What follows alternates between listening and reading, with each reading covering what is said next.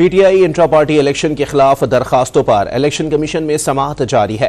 Barrister Ali Zafar ने PTI intra party इंतखाबात के खिलाफ दरखास्तों को मुस्तरद करने की इस्तदा कर दी। दौरान समाअत चीफ इलेक्शन कमिश्नर ने रिमार्क्स दिए कि पीटीआई के तो जलसे भी ऑनलाइन हो रहे हैं, जिस पर कमरा अदालत में कहकहे लग गए। मजीद जानते हैं डॉन न्यूज के नुमाइंदे इरफान सदोजई से। इरफान, समाअत के हवाले से आगाह कीजिएगा।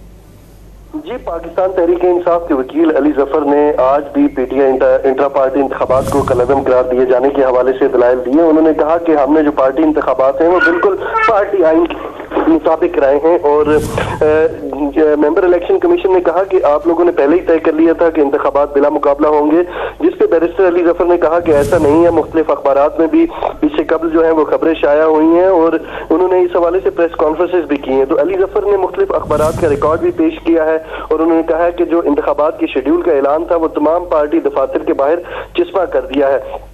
तो इसके अलावा भी मुख्तलिफ सवालात उठाए गए हैं, जिसपे बैरिस्टर अली जफर ने कहा कि हमारे पार्टी के जो वोटर्स हैं और जो रजिस्टर्ड वोटर्स हैं वो लाखों में हैं, लेकिन दरख्वास्त सिर्फ चंद लेके आए हैं और इनकी दरख्वास्त को मुस्तरद करा दिया जाए। जी, बहुत शुक्रिया इरफान सदोजई अपडेट करने के लिए।